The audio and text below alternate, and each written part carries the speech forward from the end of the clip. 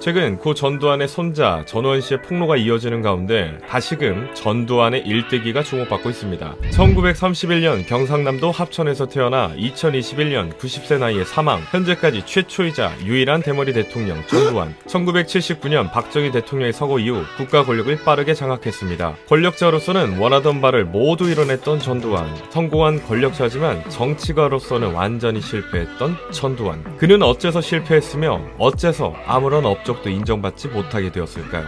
안녕하십니까, 신카엘입니다. 오늘은 스피치 관점에서 정치적으로 실패한 이유에 대해 분석해보도록 하겠습니다. 전두환 전 대통령은 국민들의 직접 선거가 아닌 간접 선거로 당선된 마지막 대통령이죠. 시작부터 국민들의 지지를 받고 출범한 정부가 아니었기 때문에 정치 기반 자체가 굉장히 불안정했었죠. 대대적인 탄압, 무력동원 없이는 이를 수행하기가 굉장히 어려웠을 것입니다. 제 개인적인 견해입니다만 그가 만약 달변가였다면, 국민들의 마음과 뜻을 하나로 모아 일을 진행할 수 있었다면 미래는 많이 바뀌었을지도 모르겠습니다. 물론 과거를 가정하는 것 자체가 우스운 일이지만 과거 지도자의 장단점을 살펴보며 학습한다면 우리 개인의 인생에서도 많은 도움이 될 것입니다. 어떤 집단을 이끌어갈 때는 소통이 가장 중요합니다. 집단 구성원들이 무엇을 원하는지, 무엇에 관심을 가지는지 소통을 통해서 합의해야 되고, 하나된 목표를 가지고 비전을 제시해야만 집단 구성원들이 스스로 자발적인 참여를 할 수 있겠죠. 전두환 대통령의 방식에는 이 소통이라는 것이 부재했던 거죠.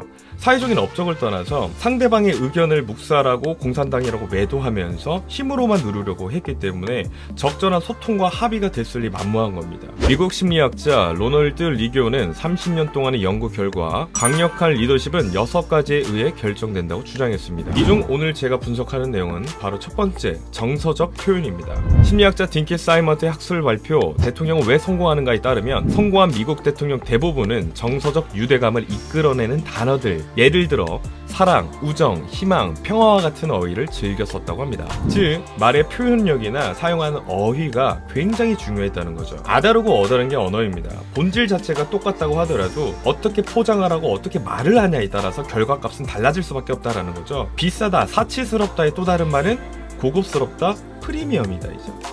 이것을 바로 프레이밍 기법이라고 하는데 정치, 판매, 홍보, 전반적인 모든 일에 주로 쓰이는 기법이죠. 언어를 포장하는 것은 대단히 중요한 능력입니다. 성공하기 위해서, 돈을 많이 벌기 위해서, 사람의 마음을 움직이기 위해서 없어서는 안 되는 필수 능력.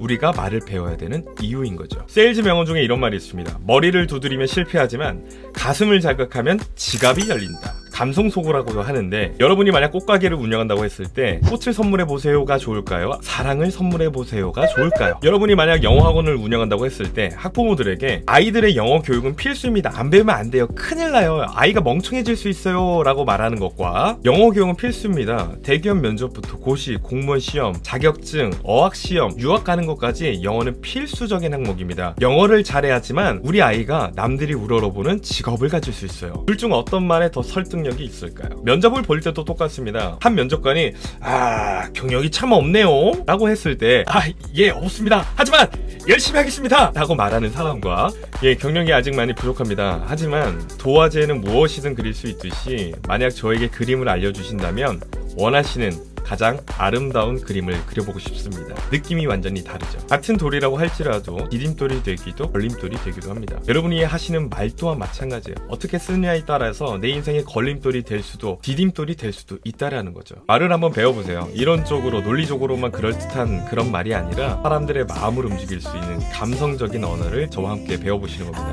제 채널 구독해두시고 저와 함께 말 공부해보시죠. 언제까지 건물주가 되는 그날까지.